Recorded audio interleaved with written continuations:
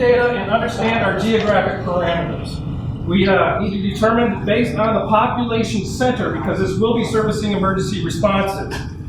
We'll have our input, our department heads speak on their departments, go over inefficiencies and efficiencies of current and future township operations. We have to also take into account what infrastructure is available at certain sites. Most importantly, how public safety is going to operate to be able to respond to any emergencies in our community. Then there'll be another work session. This is going to be a multi-work session process. So the next meeting, we're going to discuss what happened from here. We're going to review over these maps, the comments that were made. We're going to discuss some location selections. We're going to try and narrow down which properties are not good to which ones are good. What finances we have available to us in order to build it. And then again, public comment is at the end. So first of all, the board has to make educated decisions on this. We can't base it on the emotional reactions. We have to use data and facts. We can't go off of rumor. So we got a lot of public feedback from several different areas. We appreciate all the feedback we have, whether it was from Oscoda residents or not. But we do have to take into account the stakeholders of our community, what's within our legal jurisdiction. So, just to show you, we've consolidated comments in here. So now let's go over what rumors there were. We're going to discuss just the major ones, not every one of them that's in here. So first of all, we have not selected Fertall Field. The decision has not been made. But we have a comment here. It's just wrong to begin the process without township resident input. This meeting was scheduled prior to the whole petitioning thing because we wanted that public engagement. So we're glad that you're here. If it's the petitions that drew you here, I'm glad that helped out. We're going to do away with Paul Bunyan statute, not the case. If it were to be built on Fertall, the statue would actually be highlighted. It would be housed. It would be glassed in. It would be protected. It would be a highlight to the community, not removed. Deed restrictions. I fell victim to this rumor too, until finally one day I said, show me the deed, and there were no restrictions on it. Fertall has not been sold, regardless of whatever schmuck they were talking about.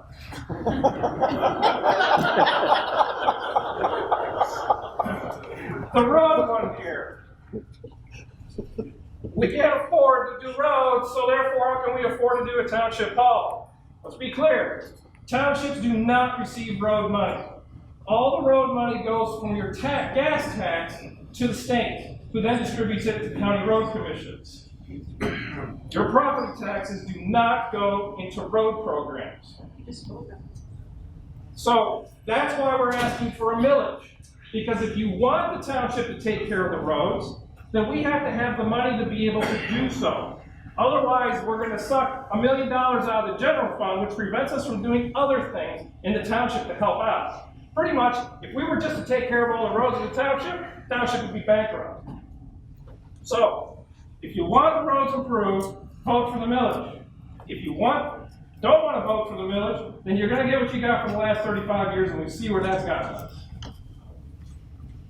By the way, 7 of the 11 townships in our county have a road village. Only 3 of them don't, and we're one who doesn't. That's why some of the other townships have some good roads. If the land costs are low, the board has expressed several times in other public meetings, we don't want to do this project with the millage. We're going to use whatever grant funds are available, which there are grants specific for this kind of thing, and we've been selling off property and hanging on to those funds so that we can put it into an approved facility. We're going to vacate the current building and leave it vacant. That's not the intent. We plan on doing something with the property. We just haven't decided that yet, because first of all, we need to get to the point of where we're going to select it. We may still put a township hall on the current property. We can put it somewhere else.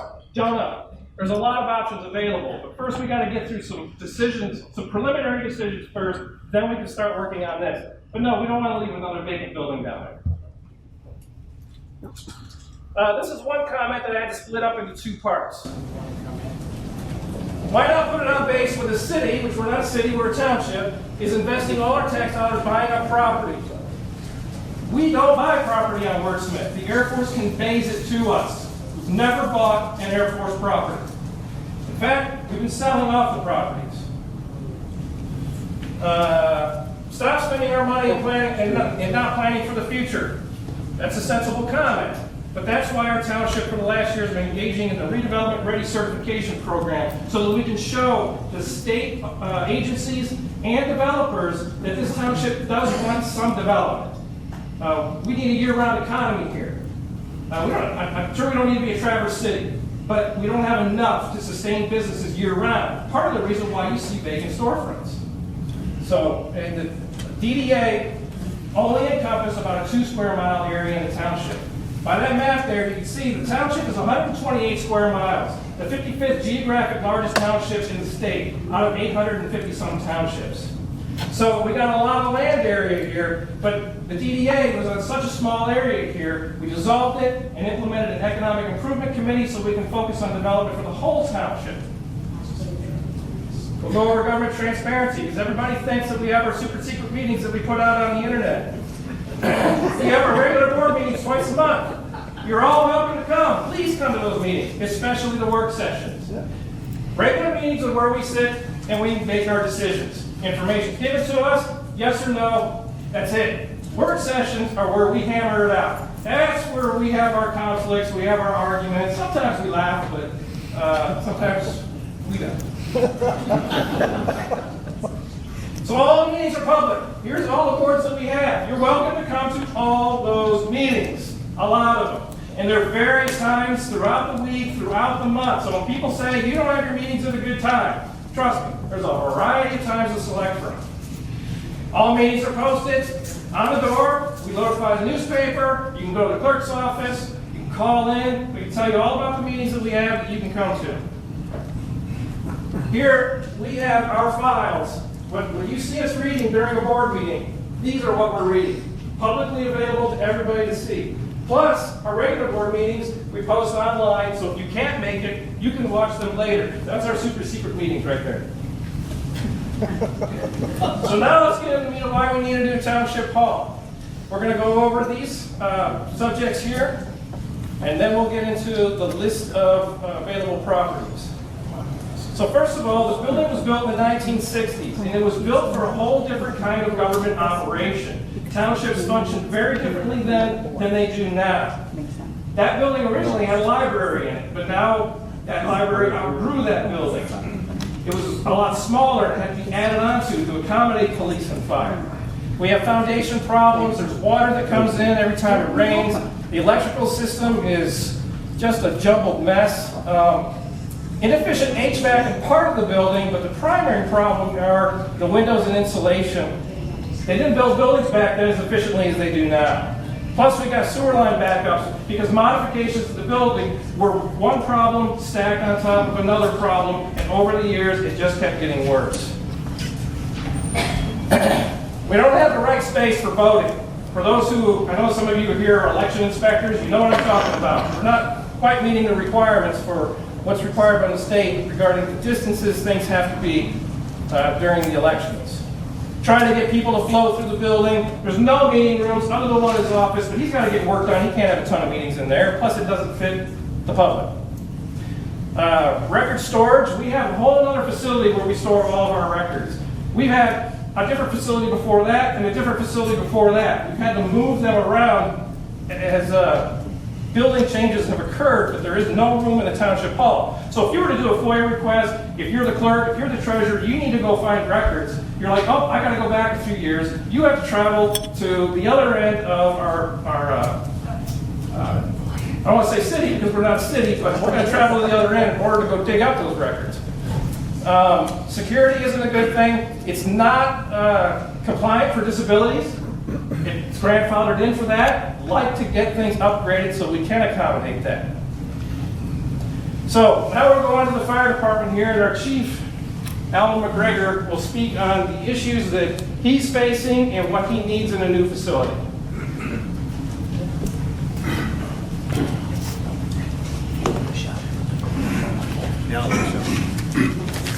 Good evening, everybody. Like Mr. Weed said, my name is Alan McGregor. I'm the fire chief for Oscoda. I've been with them for 47 years, since 1972, and I know I don't look that old, but I am. Thank you. I look it and I feel it, trust me. I just want to go back in time a little bit to 1967, somewhere around then, when they started building the fire station we're in now. They did it in a couple phases. That building was designed back then for the fire department we had back then. And keep in mind, what we're missing here is back then we had a 24-hour a day, 365 days a year, full-time fire department on Wordsmith. I mean, they were bigger than we were. They had the best equipment. They had the best tools. So you had the luxury at that point to have 2 different fire departments in your municipality. So we didn't need a lot of room there. We helped them. They helped us. It all worked out. Back then, they did all the JAWS extrication. They had the best equipment. They would send a team out if we needed. They did, of course, all the airplane crash stuff out there because they had the equipment to do it. But keep in mind, when 1992, when they moved out, all that left, and we have to pick that up. So now we have to get trucks for JAWS use. We need to have trucks that are equipped to deal with plane crashes. So that building that we built in 67, or somewhere around there, suddenly got a little bit smaller because we need more equipment in it now. So we took on a lot more responsibility in 1992 when the military left.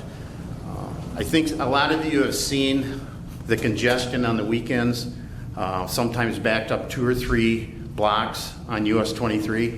When they did that, when they redid the traffic system downtown, that was when society and people were not spending money. So we didn't have a lot going on the weekends back then. But you know, the economy's got better now, so what's happened is our weekends are the way they should be, which we all want that. But you can see what has happened to the traffic. We've had several different experiences. We're trying to get emergency equipment out on that road, or try to get to the station to get that emergency equipment, and it just doesn't work. That traffic is terrible. Then we have the normal traffic of the school in the afternoon, trying to get out for an emergency. It's kind of tough. The trucks are getting bigger and the traffic's getting worse. I'm not going to talk on location, although there's some things you got to keep in mind when you talk location of, I'm just talking about the fire station. It's an ISO rating. And what that is, ISO is a company that rates fire departments, how good they are to the insurance companies, so the insurance company can bill you as much money as they want to. Luckily, we have a 6 rating, which is a very good rating for a volunteer fire department. But keep in mind that rating is all based off a 5-mile range of the fire station. So wherever that fire station is, you got 5 road miles to get that good rate for your insurance company. Outside of that, it jumps up to a 9, and it's considerably more. So that ISO rating is based on a lot of things. It's based on our equipment, it's based on our response time, it's based on the water system in your community. It's based on a lot of things, but when they come up to rate us, they're there for a couple weeks because they go over everything we have. And I feel quite lucky that we have a 6 rating for our community. So,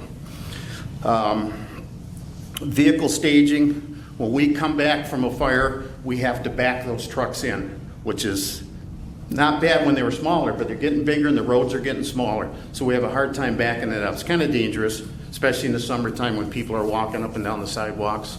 It's not easy. So it's a tough thing for us to do.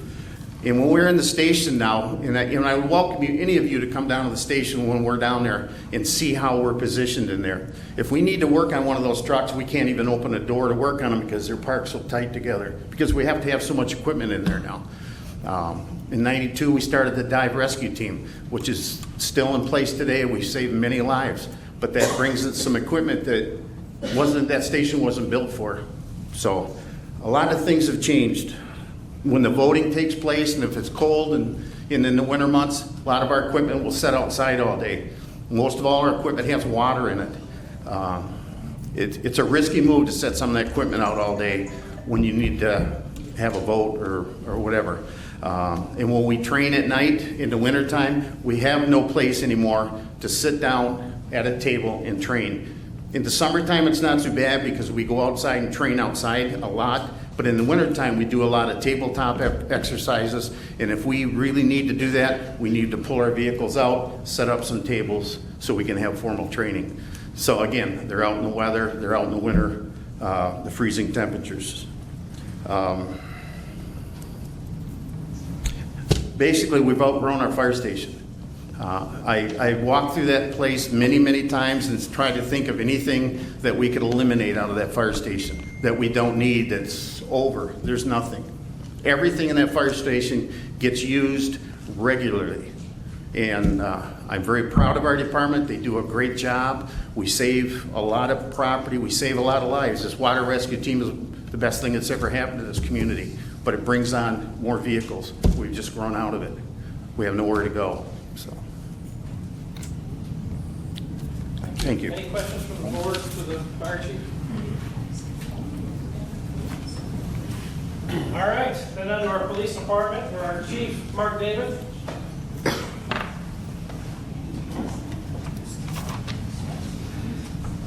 Good evening. I, like Alan, have been here for a while. I'm younger than Alan is. Glad you told, because they wouldn't know that. Yeah, they wouldn't know it, I know. I've been on the police department full-time for 36 years. 3 years volunteer prior to that. I was on the fire department starting in 1975 till 2009. I understand Alan's problem. 4 of my officers are on the fire department. Some of our spatial needs, we basically have the back side of the building. My office is actually a closed-in hallway that used to be the entrance to the Township Hall. Has no heat in it.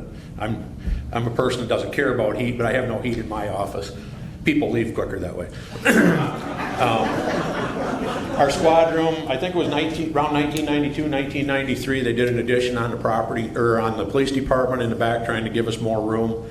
The construction that was done at that time was shabby at best. The floors are falling in, the concrete floors are actually settling from where they cut them out. I have a garage that I can get 2 police cars in. I have 7 cars, and I can only get 2 in the garage at a time. We have to rotate them out in the winter to thaw them out.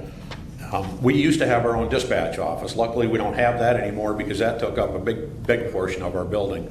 We're now through central dispatch. Getting out onto the road sometimes, like the fire chief said, is a problem for the police department. Even with the lights and siren, people don't like to move for the cars that are trying to get out of the parking lot.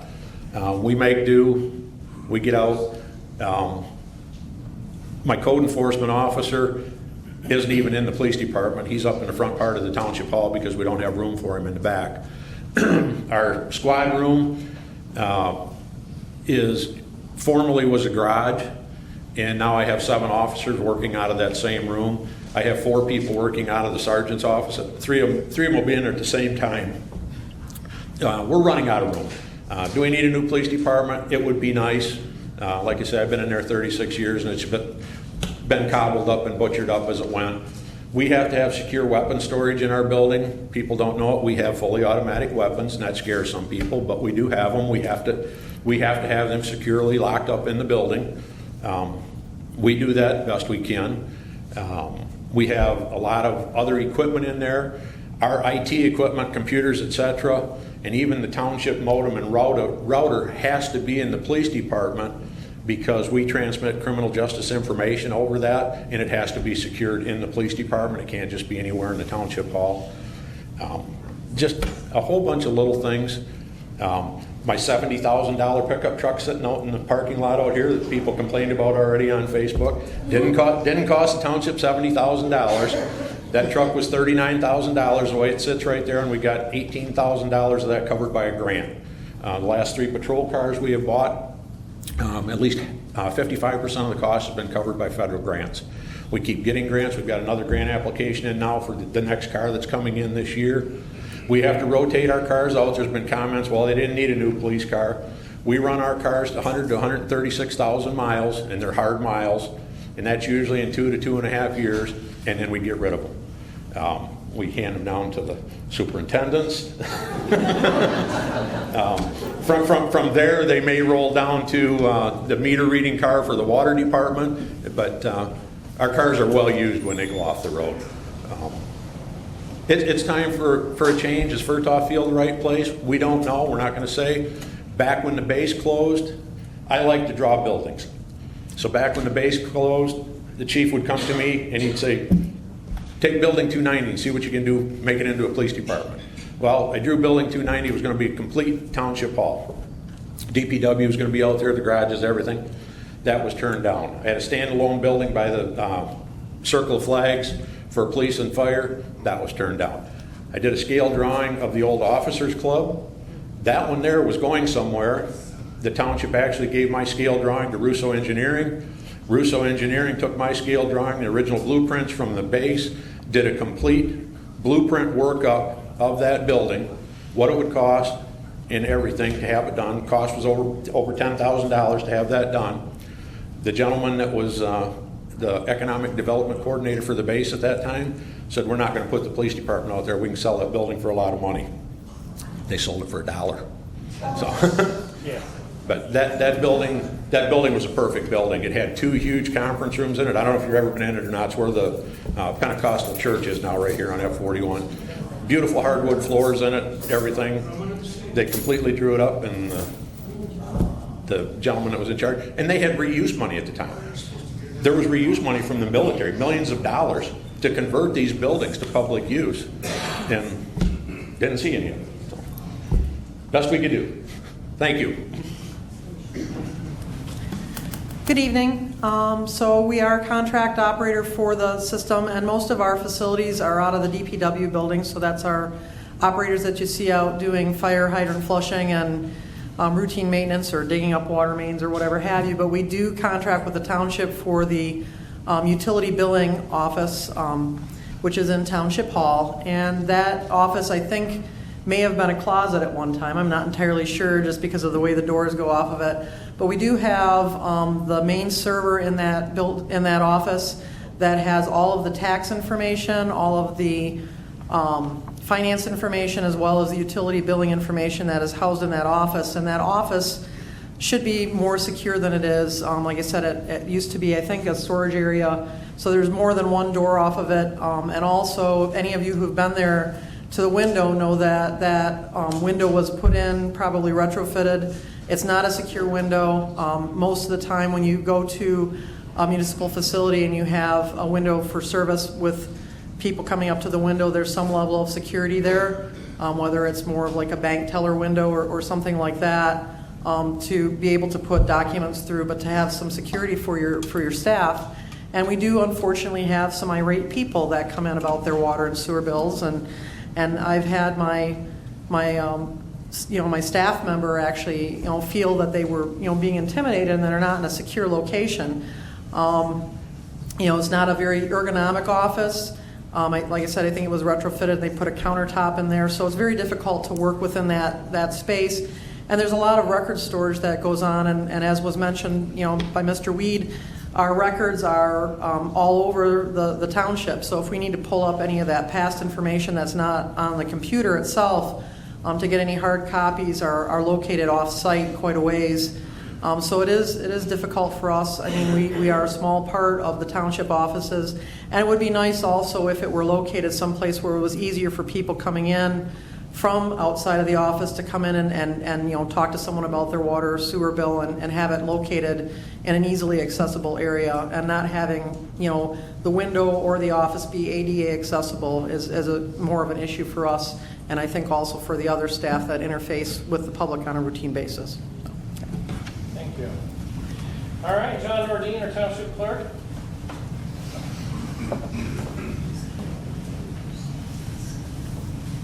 Good evening. So some of the points from the clerk's standpoint have been touched on, specifically election administration. So we piggyback off of the fire department when we hold an election. They move all of their equipment out to accommodate us. My nightmare is having a fire situation on election day because it would be difficult for the firefighters. Maintaining the chain of custody and security for the election would be very difficult. We haven't had that issue yet, but it could always happen. Chief McGregor mentioned the moving of the trucks. That's putting all the equipment there at risk to some degree, just because of the elements. Sometimes we get done at a late hour and it gets colder. Lining up somebody to move the trucks back in. These are all things that can be worked on, but in a different setup, these things would be avoided. Because I certainly can tell you, I've witnessed it a few times, and I don't have the skill and ability to back those trucks in. It's quite a process. Like they said, there's not a lot of wiggle room there. So you're putting the equipment at a high degree of risk to the elements, and just moving them could potentially be avoided.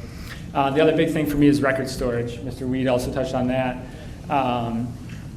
Making sure the records that need to be kept secure are kept secure, and that there's just adequate space to access them are the primary concerns from my perspective in the clerk's office. And just one more thing as it comes to mind is already been touched on, but ADA accessibility for people who are handicapped physically to access the building on election day is a big thing, but day to day, it's not a great setup. So these are all improvements that could be had from my perspective. So, Thank you. Good evening, everybody. All my topics actually have been touched on tonight, but I just wanted to add a couple things. Security in our office, even though with the monitoring system that we have in place, there's several security issues that have been identified, and they would have to be structurally modified. And Dave told me not to tell anybody what those things are so that we don't give anybody any ideas. So, and Mark just told me that back door by where you come into the Township Hall, it would cost about $9,000 to make that ADA compliant. And that's just like right off the top of his head. We have quotes on that door to replace the door that comes in the back of the Township Hall with an automatic door that could be opened. It's $9,000 for one door. The other thing is the record storage. As was mentioned before, all of our public records are off-site. And with the treasurer's office, about 95% of the information in our office is public information. So we have a lot of requests to go look for different things from years past. And in our office, some of the records have to be kept 3, 7, 5 years, 10 years, and some permanently. So when in the cold months, there's no heat out there, and it's pretty cold, and sometimes you can't even get the doors open out there. So it would be helpful to have that stuff downtown. Also, let's see, counter efficiency, that's a really big one for us. We get a lot of people coming in to do notary services. I have a table in there, but it gets kind of congested up at the counter. When you come in, I'm sure I've seen most of your faces in there either paying your taxes or water bill. You come in, you got to open a door to come into the office. There's a limited space in the entryway. There's a gate for us to try to get in and out, plus try to wait on people at the counter. And some people, you know, they don't want other people hearing their conversations, so it'd be helpful if we had a more efficient counter to serve people in the future. Also, the building topics that were brought up, again, I know they covered them, but in our office, there is no heating and cooling. We've got 2 different air conditioners running in there in the summertime for window ones, and they're not very efficient. And in the wintertime, we have the little heating things that are plugged in all over the office because the heater's not efficient in there either. Our phones has been a real big topic for us. I think the biggest problem has been for the treasurer's office and the superintendent's office. The phone calls drop. You can't get through for hours. Our phone line is ringing and it's not going through saying it's busy. We're not even on the phone. I mean, kids are calling and saying, hey, can't get through, your lines are not working, so maybe we need to start giving out our personal cell phone numbers or something. The roof is still leaking. It's been fixed 3 times on our side of the building, and they're still having issues with that. So that's all I've got. How much time do you spend directing people to other offices? All day long. All day long. So if the building were laid out better, would that reduce your time, the man hours you have to put into that? Yeah, oh yeah, certainly, for sure. I don't mind, I mean, but yeah, we have to walk them. But if it was laid out, because a lot of them you go, oh, well, you have to go through here. Well, then you have to go through the lobby and then back down this other hallway or over here, and it's just easier to walk them over most of the time. Thank you. Hello, my name's Nancy Schwickert. I operate the assessing office for the township. The assessing office has been relocated throughout the building 3 times since 1979. Fortunately, the space we're in now is the biggest of the 3. However, If any of you have come to my office and taken a look around, you would realize that I utilize the space well, is what I've been told. Every shelf and counter is full. I have filing cabinets on top of shelves. I have filing cabinets that I can't see the files in the top drawer. We have records, obviously, in our office. I have records stored in Jamie's office, in the treasurer's office. I also have a significant amount of records stored off-site, and the majority of those records have a eternal period for keeping them. Their retention period is forever. We lack the space in our office for people to come in and to review documents. I have a counter that is approximately 3 foot long, 3 foot wide, and half of that is taken up with a big plat book. So we don't have an area to review documents, several documents with the taxpayers and anyone who wants to come in and look at things. We do not have the proper storage for large documents. Our maps are stored in the room where the copier is. We also do not have the space for major projects. When we have to take a lot of documentation and spread it out to review and analyze, we don't have the space to do that. I am picking up various books and boxes and folders and taking them out to the fire department and opening up a table there to work on in the fire department. We also do not have a location for our board review meetings, which are mandatory meetings, so I am either asking the superintendent to vacate his office, the treasurer to give me a corner of her office, or the zoning administrator to give me a corner of her office so that we can have these meetings. It is not possible for the board review meetings to be held in the conference room in the library because I have no idea who's going to come in for the board review meetings and what documentations we're going to need. Does the board have any questions for me? Okay, thank you. Hello. Most everyone who spoke mentioned all the same concerns I have, but I do need a lot of record storage because retention for permits there's no limit to it. So when my office gets full, you probably think I'm messy if you were to walk in, but I have so many papers. But when the office gets full, I have to take them to off-site storage. Then I find I need something. I have to run back over there and dig through boxes and try to find it. Also, there's a need for security. I do have a sliding window like a lot of the departments, but it's in the hallway right by where the fire trucks are and across from the water department. So if there's people at the water department and at my window, they're almost bumping into each other. And if someone starts a vehicle in the other room, then my whole office smells like diesel for the rest of the day. And I do site plan reviews. I support the Planning Commission Subcommittee, and the Zoning Board of Appeals. And we always have to go over things, or we have subcommittee meetings in the office, look at blueprints. So I need space to be able to do these things. And other than heating issues and that type thing, like everyone else was saying, that's about it. Thank you. For our library here, it's a good building, but it does need maintenance. There have been some mixed reviews on this, unless you'd like to speak on this. I'm sorry, I didn't know you were here. But as far as the mixed reviews on the location here, there are people who are fine with the location, and there are other people who say it's too far away and they don't like it there. So I just want to make that clear here, that when these bullet points are on here, we get a lot of feedback from a lot of different angles, so just be aware of that. Diana London, your library director. We work in the most beautiful building that the township has. I love it.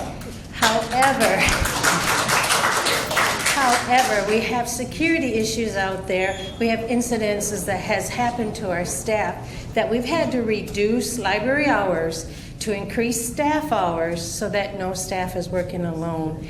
And other than that, again, we are getting used less and less. Libraries are not about books, but circulation keeps going down and down and down. People say they don't know we're out there, and we do not have a lot of traffic. But I love my building.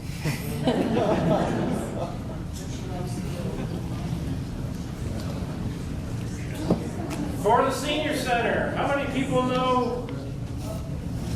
Let's make in case there are people who don't know, there's a difference between the senior condos and the senior center. The senior condos are on base here. How many people will show hands know where the senior center is located? Good, a lot of people.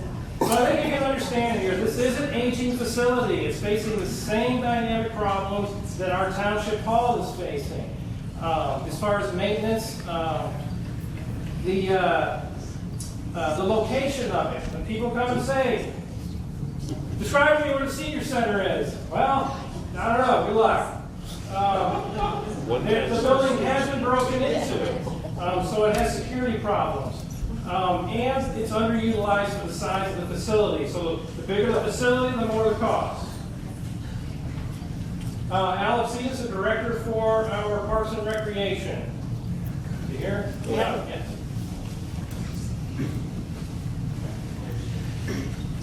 Good evening. If her building is way out of town, then mine must have been even further than that, because ours was on the base as well. That was what we heard, was it was way out of town. It wasn't convenient to get to, it wasn't convenient to use. However, we did do a lot of events there, if anybody's had been there. But the building was aging. Everybody that had been there had told me that they were there when they were kids. They used to come there when they were kids. The building was falling down around us. The roof leaked, pipes didn't work, drainage didn't work, it froze pipes in the back in the wintertime. It was a big building, it was hard to heat. I mean, anything you could think of. And it was a big, it cost a lot to keep it running, to keep it open, to keep all the utilities going, to pay the staff, which we do the same thing that the library did, was we tried to have 2 staff in the evening. Some of the new things that we had decided we were going to try to do or implement in the new community center building was to have a multi-purpose area, which could be used with the floor. I don't know if you've been in the back gym, it's got that rubberized floor. You could drive on it, you can put campers on it, you can do all kinds of things on it. Use it as a, double as a convention center. You want big meetings? We need to have some place where big meetings can be held.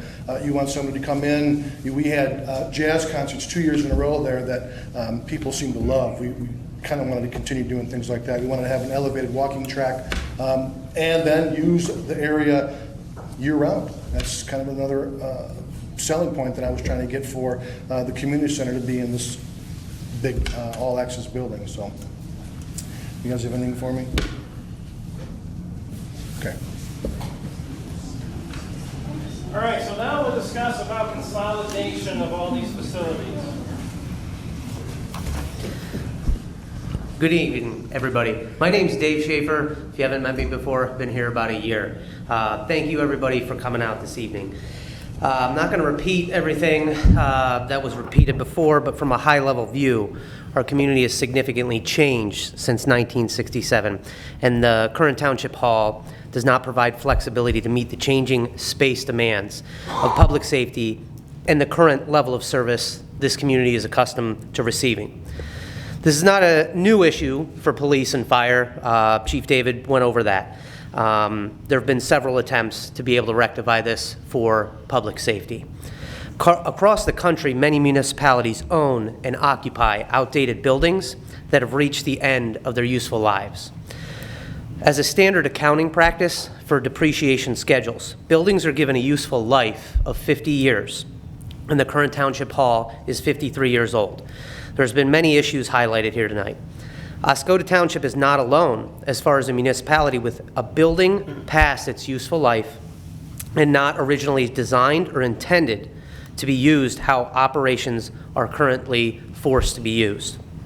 Many municipalities own buildings that are run down, and Township Hall is no exception. Approximately 25% of building demolitions in North America occur because of lack of proper building maintenance. Bill Hamlin can highlight several of those issues associated with the lack of proper building maintenance. Even though issues were identified due to budget constraints, they were never rectified. If you continue to ignore problems for decades, you end up in the current situation with very costly repairs. Fixing sewer problems, fixing roof problems, fixing HVAC problems are expensive, and costs continue to rise the longer you postpone the inevitable repairs required. Oscoda Township is also faced with interests in municipal buildings spread out through 2 townships, and I saw Oscoda Township represented here tonight. So Jeff, thanks for coming. Scattered municipal buildings become underutilized, inefficient, and have higher operating costs than consolidated buildings. Let me give you examples of inefficiency with operating separate buildings functioning as an independent community center, library, and the senior center. All of these buildings each had separate entrances, separate lobbies, separate bathrooms for both men and women, multi-purpose rooms, utility rooms, and/or custodial closets. There are opportunities to increase efficiencies by sharing these functions, occupying less square footage with redundant space, leaving more square footage for functional space. Underutilized and inefficient municipal buildings are a drain on operating funds when you have to pay double or triple for essential ongoing expenditures such as utilities and liability insurance. The current Township Hall has a boiler system with 3 boilers. It's a sequential system that the second and third boilers kick on when the first or second one can't keep up.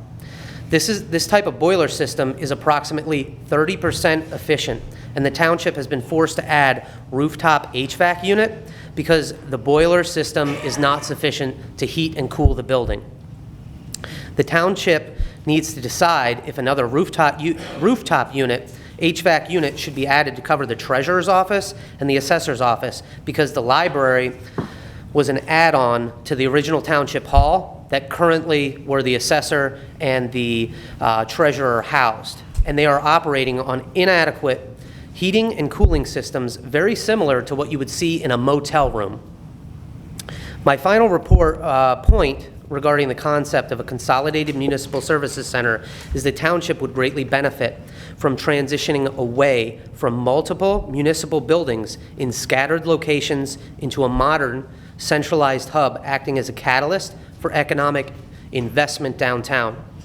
As we went through the strategic planning process last fall, I constantly heard verbal comments and saw written comments in surveys from the public concerning the state of the vacant downtown storefronts. The government is much different than the private sector and can only do so much for the Township's vacant downtown storefronts. But the concept of a centralized hub acting as a catalyst for economic investment is my final point for the Consolidated Municipal Services Center. Does the board have any questions for me? All right, thank you. All right, so there's a lot to consider in doing a site selection. There's a lot to consider in even building a new Township Hall. Most importantly are public safety, access to major thoroughfares so that they can get to emergencies quickly. And of course, the amount that it's going to cost to do this.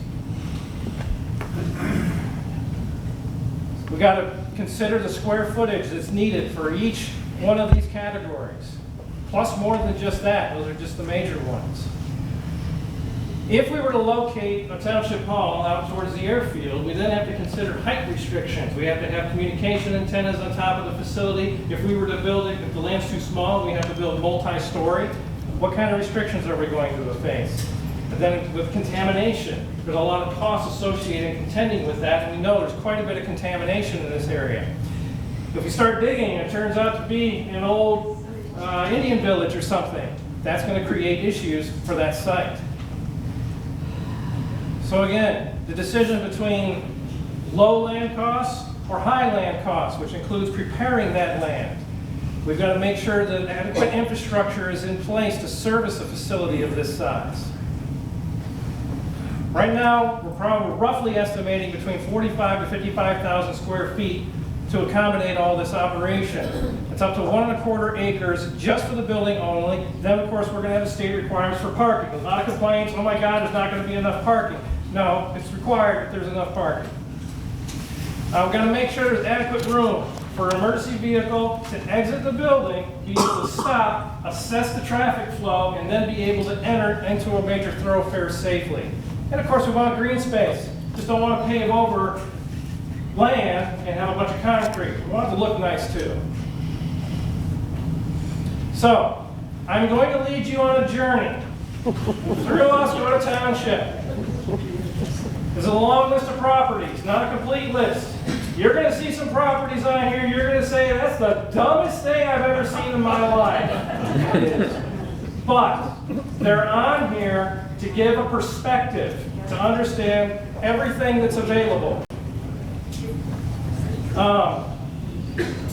That way, it's a better understanding of where we've got to narrow this down. So we're first going to go over what's privately owned, and these are considered the high land cost properties. Then we're going to go over what the township doesn't own, but is the government property.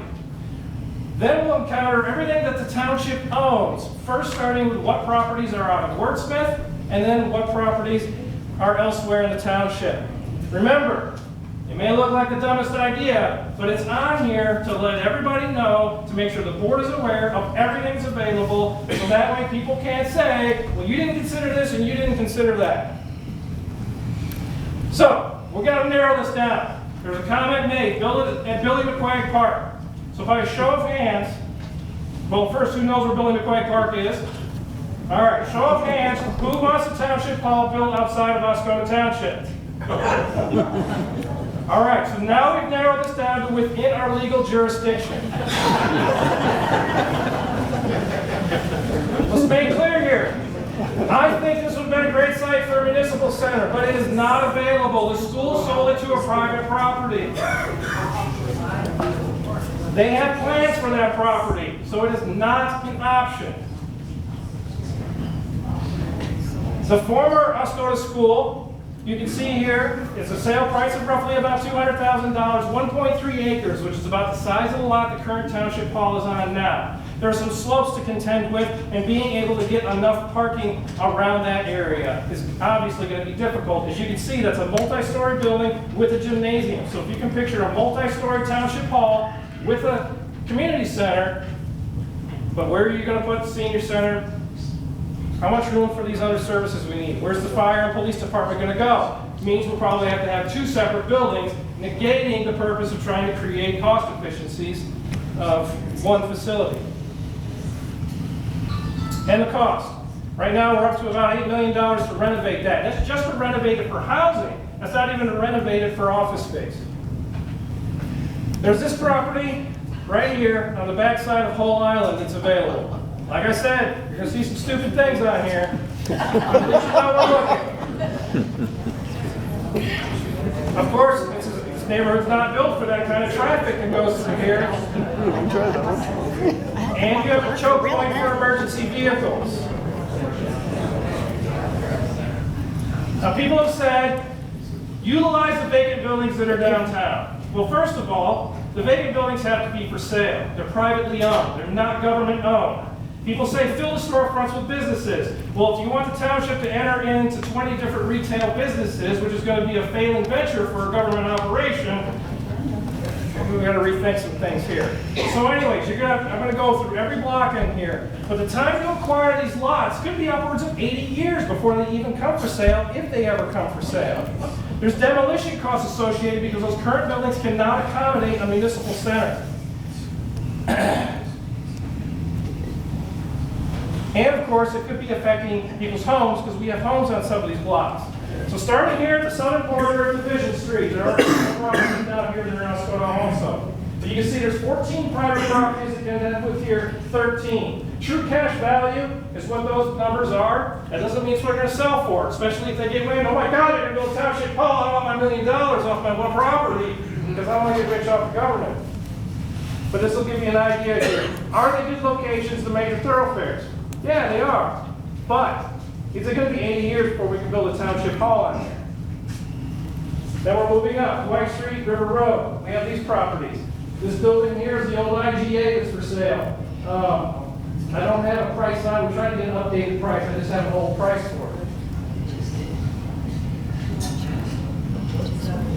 Now we're here at Michigan Avenue and Bank Street.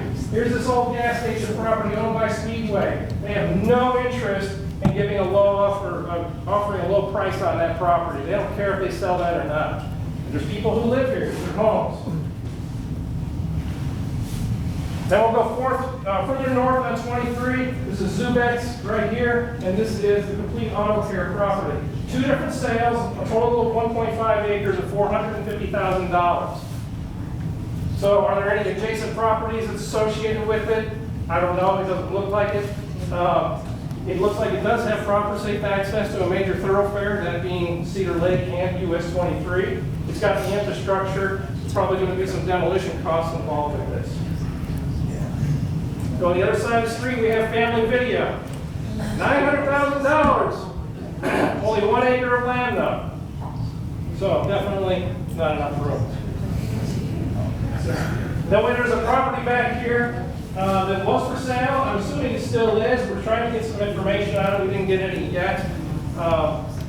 But this has a slope associated with it, so there's going to be preparation land costs involved with it. And then to determine if there's adequate access to a major thoroughfare being back behind that commercial.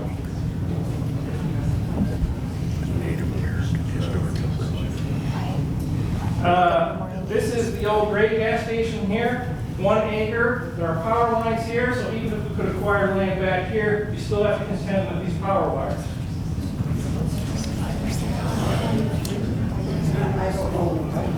Going further north, we're up here at the grocery store Family Fair. This is for sale. It's a large lot. Seems to have great access to major thoroughfares. Cedar Lake, quick out to Lyon Avenue, US 23, F41, central location. We don't know if there's contamination here. We have another lot that has dry cleaners on it, has significant contaminations being contended with. There may not be any, we just don't know at this time. There's the old golf course when you're going up F41, and then you have Lodge Road here that leads into base housing. Only $2.5 million. Waterfront properties. Why don't you put this specialty for the police and fire department someplace else and leave the Township home where it's at? We're working our way. Patience, please. I don't know if this one's still for sale. It was. There's a lot up F41. There's a trailer park up F41 off of Van Dam Road. 2.5 acres. There's a lot of underground infrastructure to be contended with for 3 different utilities. Going further north on 23, the old Kmart.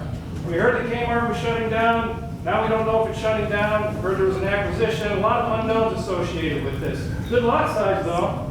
Quick access to 23, plus utilities, and to Cedar Lake. So now we'll head into the government-owned one, which is namely the Airport Authority property. The Airport Authority is regulated by the FAA, and right now all land has to be leased to the Airport Authority, so we don't know if we can even acquire property out there. So if we can't, then we may have to pay a lease on the land. And then to determine these aspects here. So we got this building right here, which is off Airport Authority, but they own it. It's got the old World War II barracks on here that have been spruced up. Lot here at 3.8 acres, and then this one here is a 2-acre lot where this old building is, which would have to be demoed. And then there is a township-owned piece of land connected to that that could make up a total of 3.6 acres. Doesn't have good access to the populace of the township during an emergency situation. Further west on the base, there's this strip of property right here. And there's some old buildings here that need to be demoed. Possibly enough room. I'm not sure what the acreage is in that area. But again, doesn't have good access for emergency responses. Now we'll go over what the township owns. At the main gate on Wordsmith, there is this old neighborhood property, visiting quarters property. 9.3 acres, it has utilities. Does it have good access for emergency response to major thoroughfares?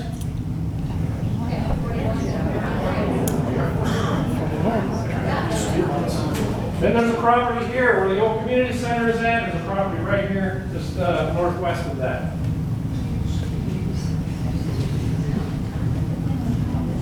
The Yawning Medical Center. $10 million at a minimum to renovate this building. Half of it's been costing us $120,000 a year in utilities. Of course, it would have to be built to accommodate emergency vehicles. So there's going to be more costs on top of that. The sports complex. Large area of land that's not being utilized.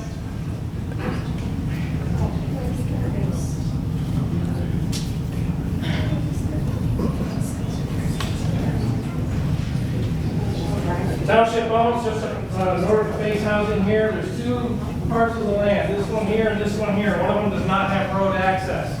There's heavy contamination under those. But it could equate to 18 acres, 19 acres.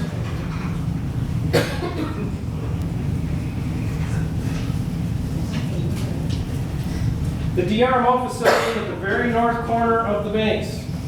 This is Defense Reutilization and Management Office at one time. Now our DPW operates some certain operations out of here. Is this a good location for our population center? Does it have quick access to the people? And when you're thinking about access, it's not just about access along the US 23, Lakewood Shores, any of the neighborhoods along there. You also have to think about access all the way out to the west end of the township. All we're up by M65 and even further west than that. Current township hall property, same size as the old school property.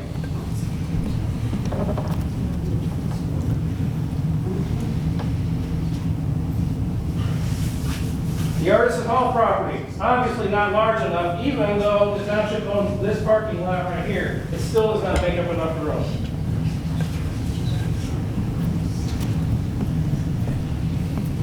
There's the block at the beach park.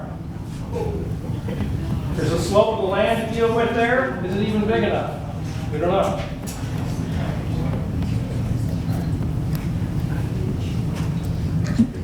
The DPW operations that happen over by Van Anden Creek. Adequate land size. It's got utilities. It's got a choke point here for emergency vehicles.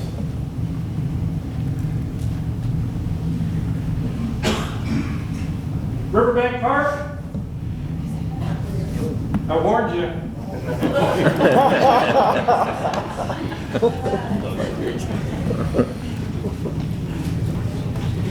Greenbelt Park is down here. Up here is Sunrise Park.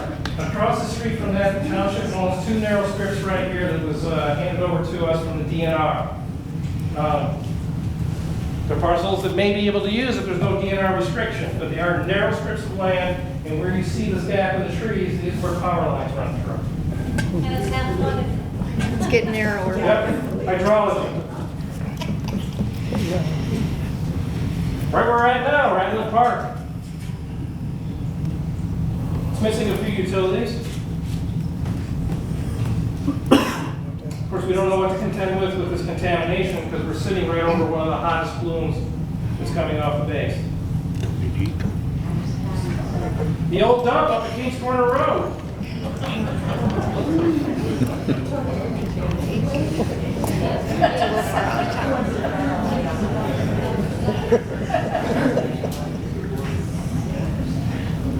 Furtaw Field.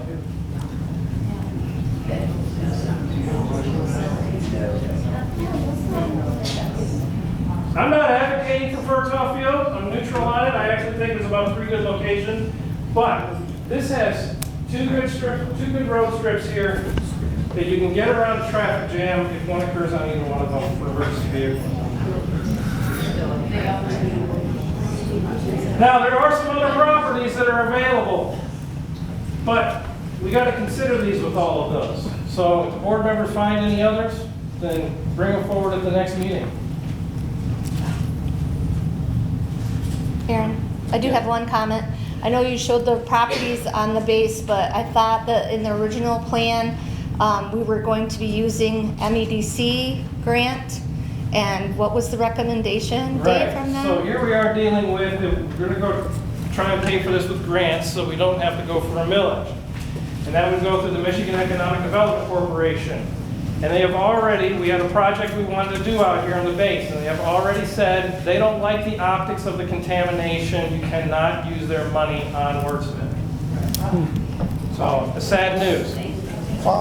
And I'd also like to invite the fire chief up here as well. He can articulate a little bit better as far as a base property. There are railroad tracks to contend with.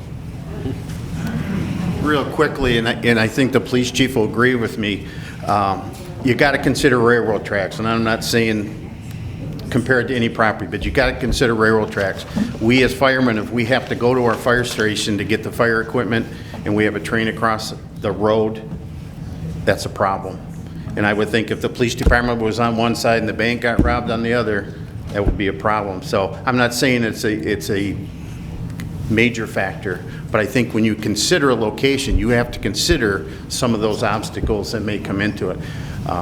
If we can't get our fire equipment across for a period of time, usually the complaints we go on, our first 10 or 15 minutes makes all the difference to us, whether we save that person or that house or we don't. So I just want to throw that out there. I'm not advocating for any special property, but keep in mind how you got to get to where you go.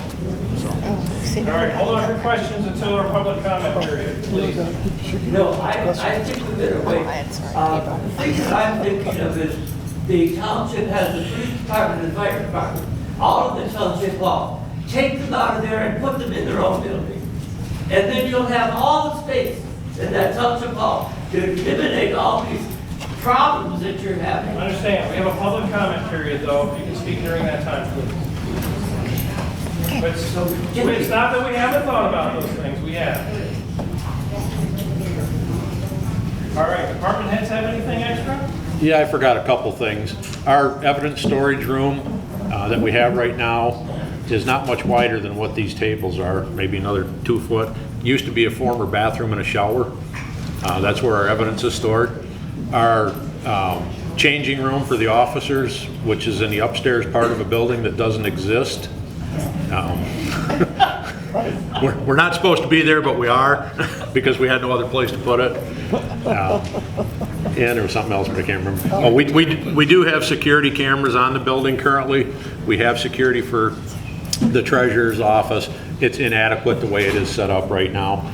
They need to be more secure in the treasurer's office where they're at. I mean, by the time the alarm, we have an alarm system, by the time the alarm system gets to central dispatch and gets back to us, it sometimes 10, 15 minutes and we're in the same building.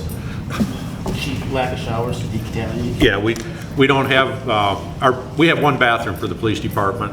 We try to limit that for the females that work in the police department, our secretaries, and the guys go over in the fire department. We don't have shower facilities for decontamination. 2 of my officers the other night had to fight with a juvenile that had slit her arms from her elbows to her wrist covered in blood, and she decided to fight with the officers. So needless to say, they were covered with blood when they got back to the police department. No place to clean off, other than in the garage. So, just some little things that are concerns to me. I like to try to take care of my people. So. Any other comments? Dave, the one other grant, they said it was, they were trying to promote downtown development. Could you speak to that? So what the treasurer is talking about is the MEDC, the Michigan Economic Development Corporation. And so they have grants available that we would be able to use for a project like this. What the MEDC is tasked with developing and improving would be considered a traditional downtown. That is why we're able to seek redevelopment-ready community certification. And so using the MEDC money, anytime you get money from a state agency or the federal government, there's going to be strings attached. And there are going to be restrictions as far as what type of grants we can get based on where it's located in the township.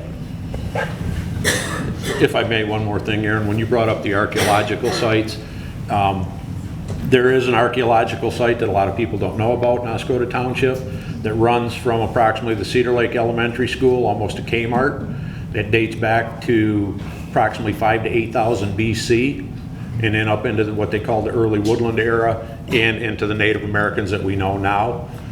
There are several burials along that site.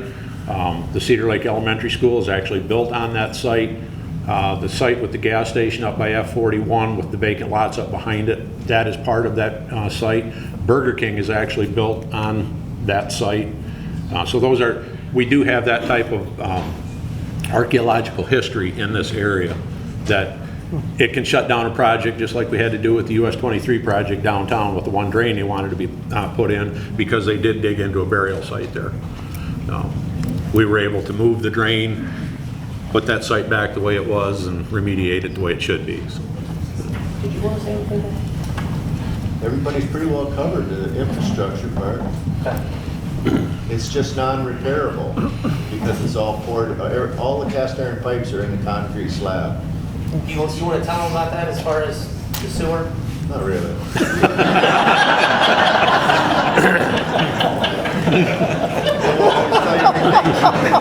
But not tonight. Bill Halen, been with the city since 1972. Working on Town Hall has been very challenging, to say the least. The way the building was constructed, there's a maze of tunnels underneath, and then of course it's all cast iron pipe, and I've had companies come camera it, and you may go for a week, it'll be fine. You may get a call 2 days later and it's all plugged up again. It has to travel quite a distance, probably 300-400 feet, all the way back to Dwight Street, which is underneath the building, no way to access it. The fire barn has a pit in it with a sump pump, and all the floor drains from the trucks go into the pit, and then they go into the sewer. I've had companies come and say they can coat the pipes and make them PVC, but it's that cast iron pipe. All the roof drains in the building, there's 35 of them. The building used to have a what they call tar and chip roof. And when they tore the roofs off, and through the years, the gravel all got down in the pipes, and there's no access for me to clean the pipes out. So most of them are plugged. So. Thanks, Bill. Any other comments? Yeah, I feel like I want to bring one up. It was touched on a few times up there when you were talking about infrastructure and data. There's been a number of comments I'm hearing already, people interested in wanting to try to reutilize the existing town hall. Not bad ideas, but as the kind of resident IT guy here on this board, and one who's trying to fix not only the phone problems that Ms. McGuire referred to, where our phones simply don't work, we're dropping calls, a number of other data infrastructure issues. I want to point out that today, the data room, the room where all the network equipment comes together, the sort of the hub of it all, is in the attic above the police department. It is not air conditioned. So in other words, imagine your attic in your house and imagine putting electronic equipment in it, like your TV. Imagine how well that's going to work for you. It is totally not ideal. So even if we were to vacate the township hall and leave the police and fire, we would still have to find a way to make that work correctly, because what it is today is still not right. It's, we're cooking the electronic equipment. The phone system for the whole township hall is in a closet in the bathroom. On a concrete slab floor that we try to lift up to keep it from rusting any more than it already is. Yeah, the things we find. Yeah. Yep. Any other comments? All right. The first comment card I have is Renee Rose from Pennsylvania Street. Okay, Okay, I'm going to talk really fast. I was going to propose 2 facilities, one being library, senior community center, because those things seem to go together, and people might use them more often. If they're at the library, they see a friend, they go use the community center, that type of thing. And then police, fire station, administration all together, because this way you can possibly use 2 smaller lots. A smaller lot for the library, senior community center, and then another lot for these other 3, or the other 4 functions. The police, fire station, and admin could then have dedicated parking and traffic flow and not share their parking with these other facilities. Thank you.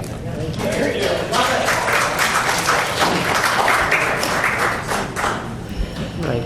Next, I have Ruth Green.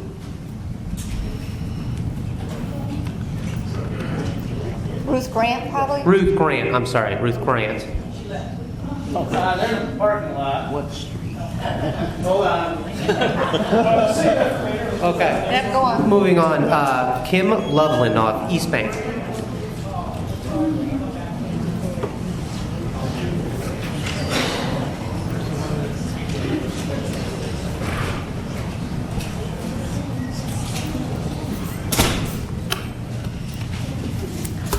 Hi. I just wanted to say, I cannot see the necessity to move the library and the community center to the township offices. I understand that the township needs new offices, and I understand that the police and fire needs a new spot, but why not bulldoze the current township office and reconfigure it?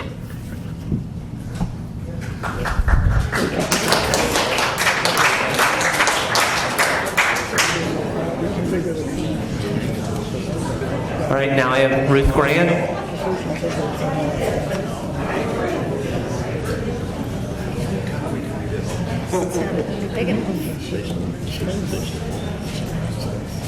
A lot of cords to step across. My question is for the fire department. When you said about how hard it is to get out with the buses, the everything, how is the response time currently? Is it terrible to get out if you have to get out? Or do you have good response time? I've always read in the paper that it was very good response time. So I'm wondering, would it be impossible to take down the Oscoda L and put all the fire department there, redo the township hall, and that would keep you all fairly close? $8 million.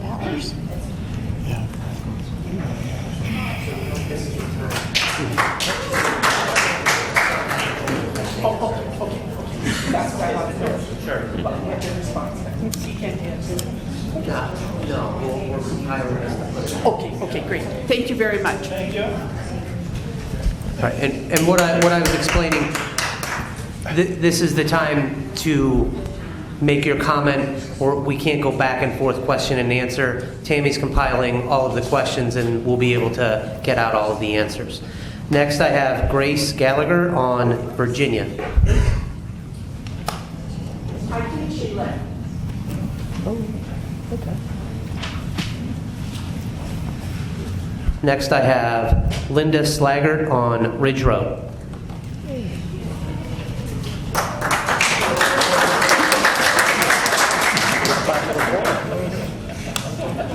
Wow, you haven't even talked Thank you very much. First of all, it's a great pleasure to be associated with such a community that shows up and puts input into what their future might look like. I'm very proud of that. Thank you all.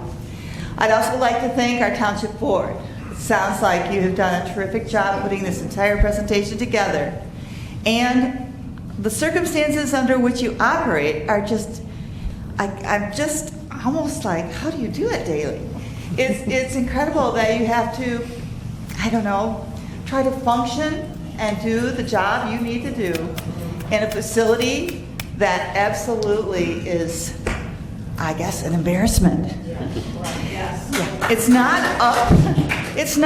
a representation of the kind of community I would like to see us become, and of our children in the future, what they would like to see us become, I don't think, or that they could proudly stand and say, you know, this is our Oscoda Representative Hall, you know, our community where we take pride in our leaders and where we want to come back and live and raise our families. And that's important to me, that this community continues to thrive and prosper and become what we can all be so proud of. And you know what? It takes money, and it takes effort, and it takes communication. And what I see here tonight is a great positive sign, I think. I'm not convinced with the initial presentation of just one building either. I hear that a lot tonight.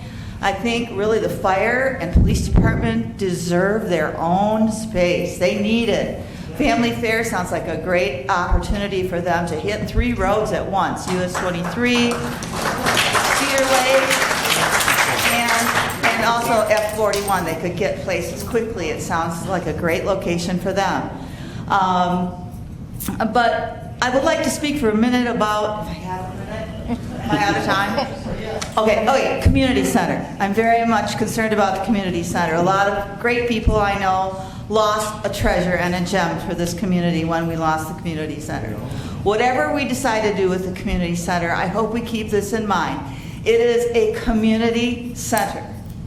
Okay, and this has been spoken not just by me, by other people that I know.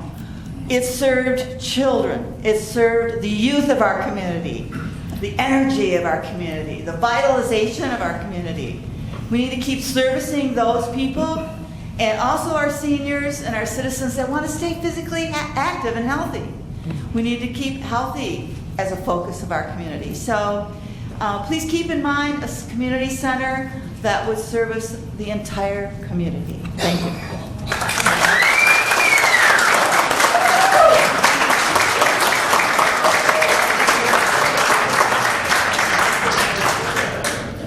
Next, I have Larry Holland.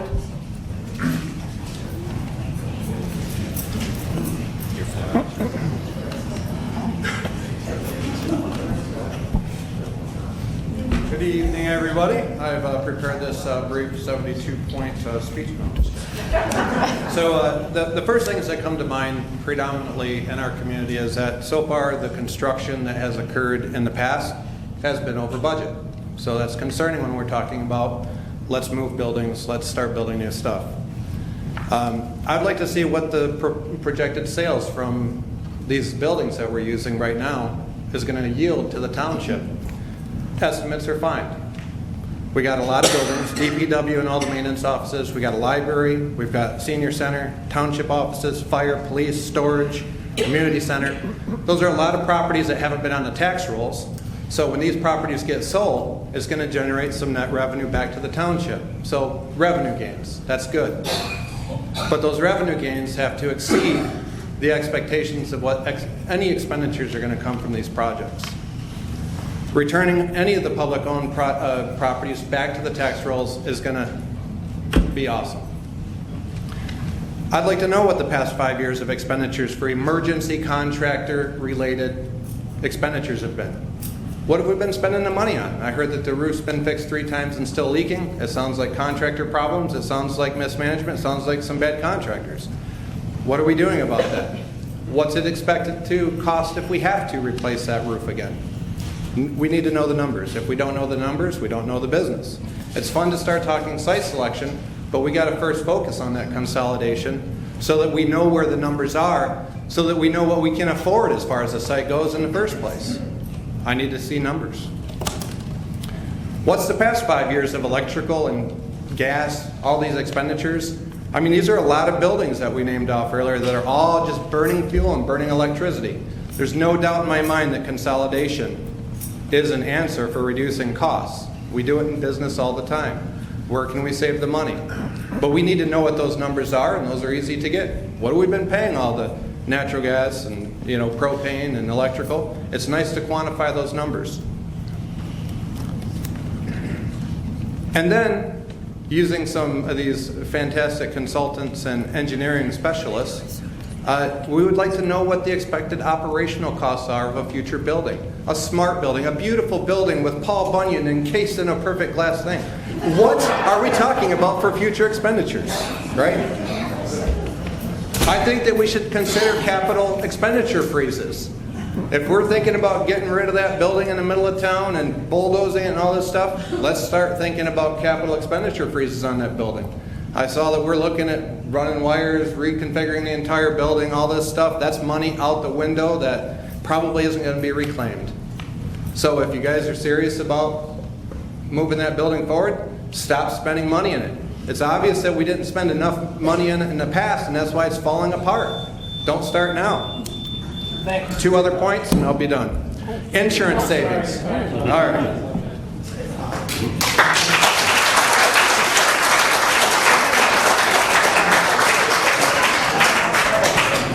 All right, next I have Ann Rattay on Lawrence.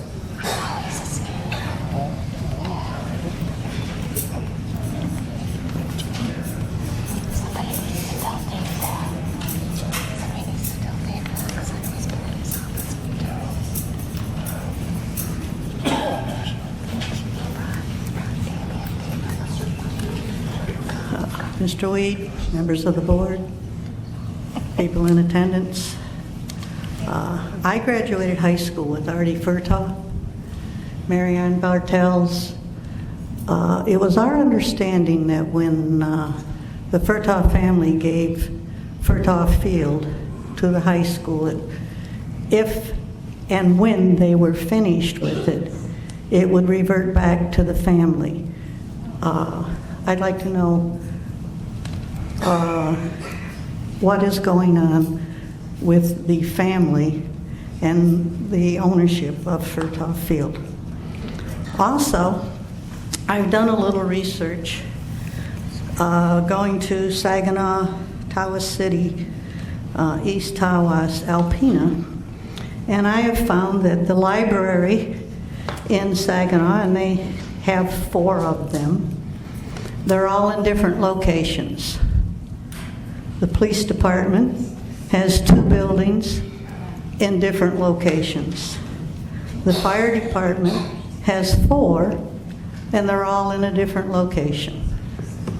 The township of Saginaw has 4 fire stations, and they're all in a different location. City Hall is in a different location. The senior center, again, a different location. Tawas City. If I can understand this correctly, the police authority on Westover serves both Tawas and East Tawas, and the police and the fire are in different buildings. The library is in a different building. City Hall is in a different building.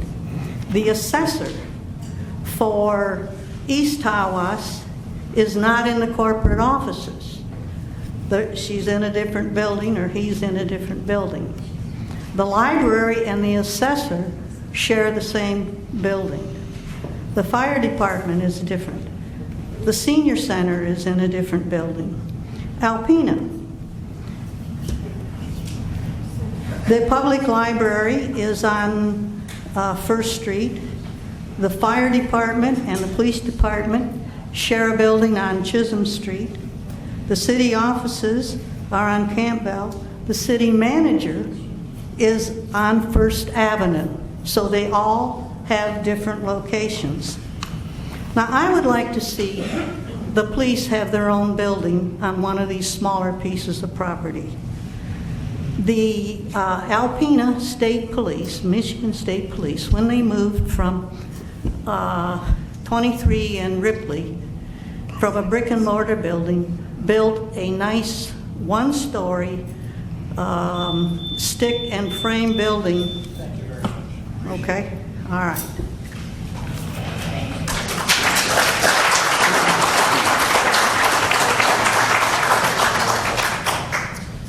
I have Dawn Barber.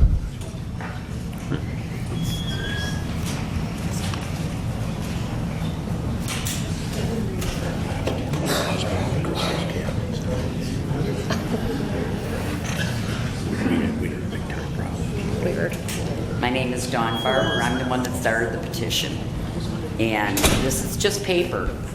But what it tells us is that our community is really upset over the fact that you want to take the park.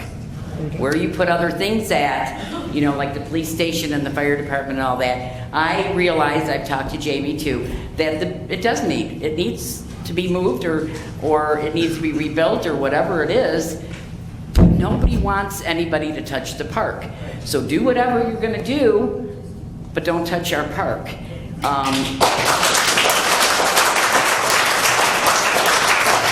spoke with you, Mr. Weed, and you had made a comment about the fact that this had been out there 6 months before. I don't think anybody actually even thought about the fact that our board would even try to take our park and do something like that on it. I think that's why nobody realized what was happening until this came out.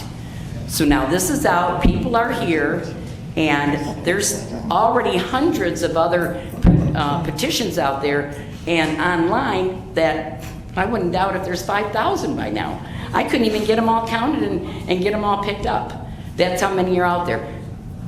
You need a police and fire department. They're wonderful. We do. We have a wonderful police and fire department. But they should be together with the township the way they are. The community center should have its own community center.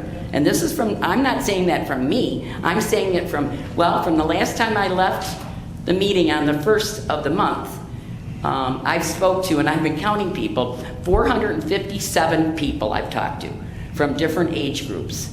And the community center, they feel that should be with their own community center.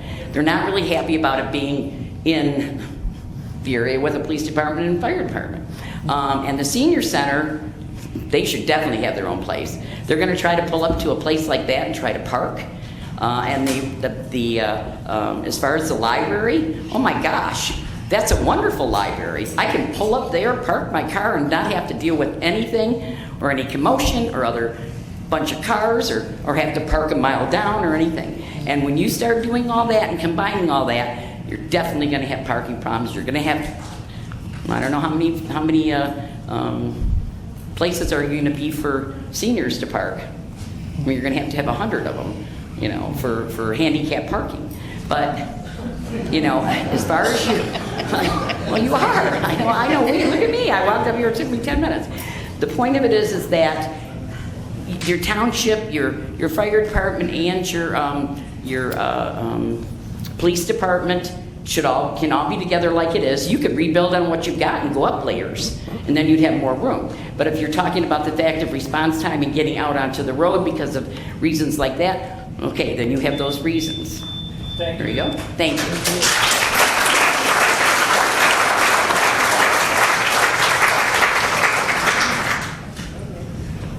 Next, I have Justin Griffith.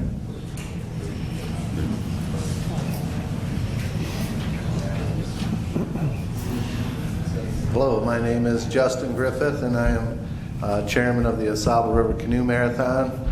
It's the first event the Oscoda Oscoda Chamber of Commerce ever put together to bring tourism to this area, and we're going on our 73rd year now.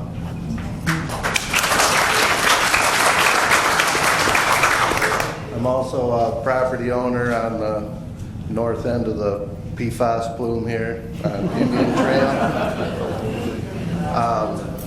So I was the one that originally, or the idea of Billy McQuaig Park that Mr. Weed put up there, and I just kind of used it as common sense, you know. I run the canoe marathon, and it's 120 miles, tens of thousands of people. Safety and logistics is, you know, a nightmare. So, and I know that Billy McQuaig Park was owned by the township not too long ago, and we sold it or traded it or something, not sure.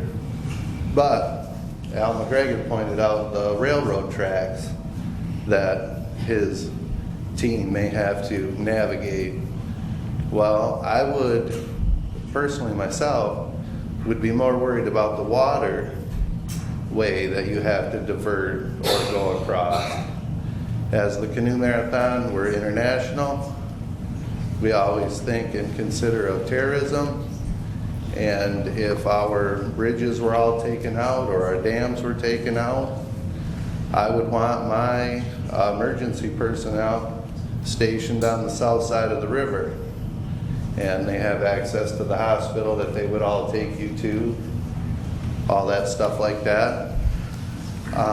As far as, you know, like even the Indians didn't bury their loved ones on the other side of US 23. You know, Lake Huron is uncontrollable. You know, I would hate to see a plan for our forever be washed out in 10 years. I think that we have, it has growth limitations too, and for future, you know, not immediate future, but long-term future, it has a little bit of growth issues. That's all I got. Thank you.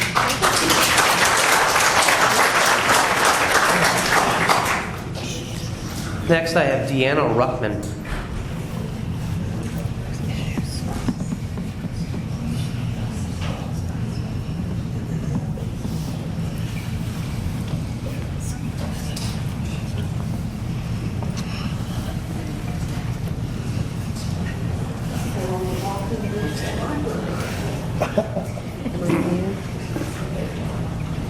Hi, I'm Deanna Ruckman, 219 East Park Avenue. Precinct 1 is a voter, I'll tell you that now.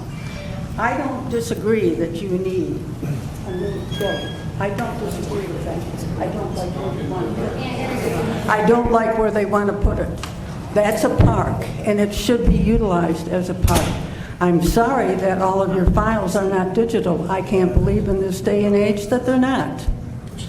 You know, everything is on computer or on a disk somewhere, not just paper files. So I'm hoping that everybody that's here tonight will continue to come out and support. If you don't want it on Fertile Field, please don't stop just with one meeting. Keep coming out, please. And the Township Board, I understand their dilemma, but you've got room on that township property. I want the police department to have their own building. I would like the fire department to have their own building. And most of all, I would like the library and the senior citizens to have their own building. So, you know, we can all work this out. We don't have to get ornery. But let's try to work it out. Thank you.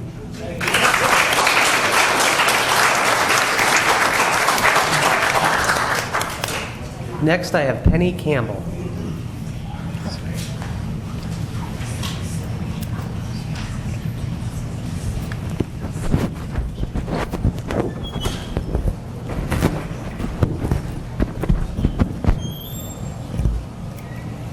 Hello, I am a transplant from downstate. We have been vacationing up here since 2001 and recently purchased in 2012.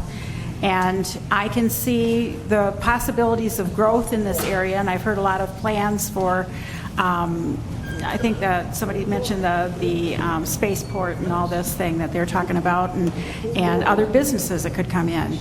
I think that it's shameful to hear the way that the police and the fire department and the township employees have to work. I've been in a similar situation like that, where you're elbow to elbow. You don't know if your phone is going to work from 1 minute to the next. And as a person who would depend on an emergency call being answered, that frightens me to death that the phone system could go out. The fact that their electronics for their IT is in a place that heats up on a regular basis, even in the wintertime it would. I'm familiar with that too. And so this is what I'd like to be able to propose to the Township Board, is if you have folks that are not convinced that you need to be able to do this, a similar situation in my former community, the board members opened up the building for tours 3 nights and invited people to come in on tours to be able to see the issues firsthand and to talk to the folks that are dealing with them, and that made all the difference. And I think another thing that I'm hearing too is that the majority of what you want to do is be able to try and get grants to be able to pay for this, and I think that that is very, very wonderful, and the community should be able to support that. And even if you aren't able to be able to pay for all of it through grants, for heaven's sakes, I don't want to hear about a police officer that's been contaminated with somebody's blood that could possibly have a disease, that has to wash themselves off in a bay where you keep the vehicles, or outside with a hose. That's just unacceptable. It doesn't matter to me what the situation is. And not being able to have your meetings, to be able to have privacy as a member of the community, not being able to have privacy when I want to come in and talk to the assessor about an issue that I have, that's just totally unacceptable. So as a community, I hope that we pull together to be able to make this happen.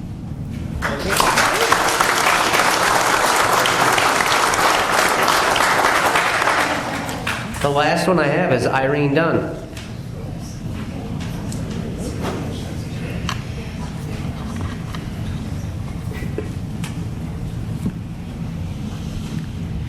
My husband Bill and I moved here 17 years ago and are year-round residents. I remember when then Superintendent Robert Stalker talked about building the pier. We thought, what a great idea. However, others felt differently. Comments like, what, a bridge to nowhere?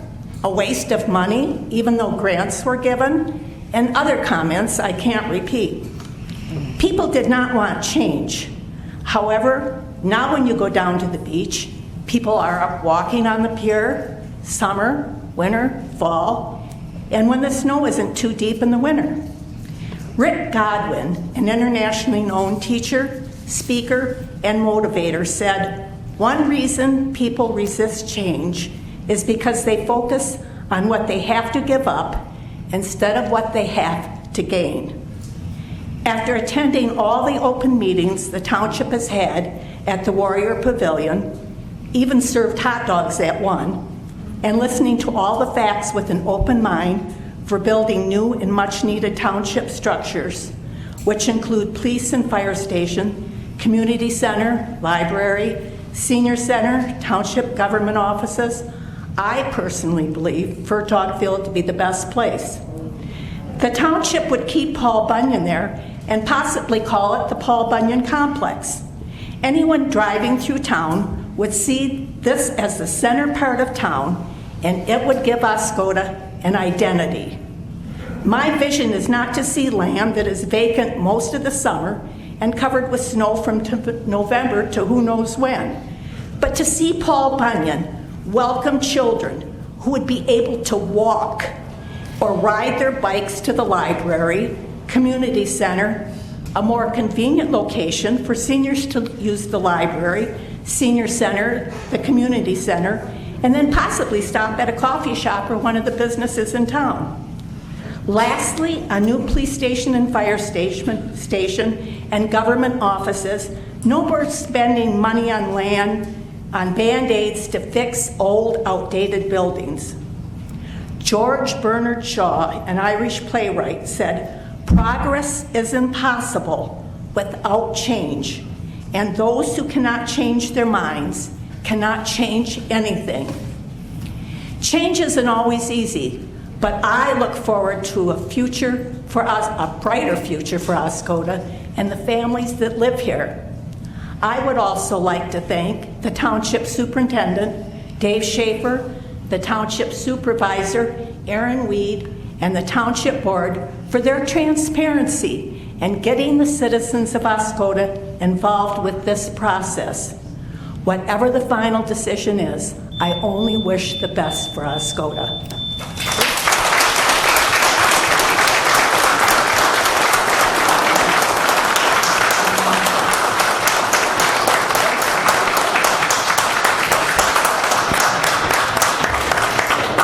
All right, two things that I want to address right off the bat here is regarding digitizing our archived records.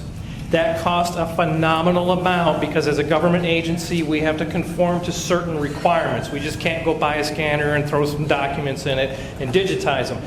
They have to be in a particular way that causes them to be archived because we have a lot of records we have to keep in perpetuity. So the difference between spending $100,000 to digitize documents or some money to spend on some other services for the community, you got to be the judge of where you want us to go with those funds.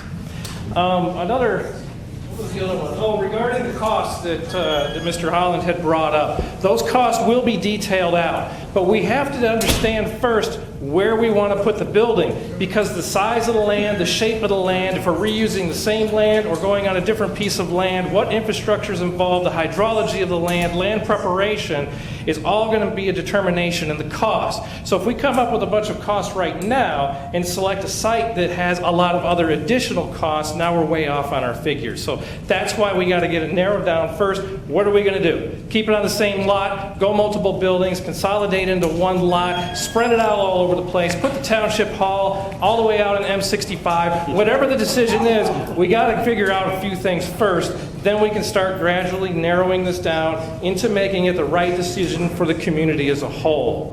So that's important. Well, I want to stop the Band-Aid fixes. I would like to have everybody complains the government's slow.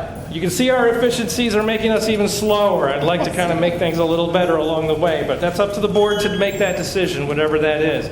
I appreciate all the comments you've made. There have been some very good suggestions. I look forward to looking at what you guys put on that map there, and we will schedule another meeting and press forward.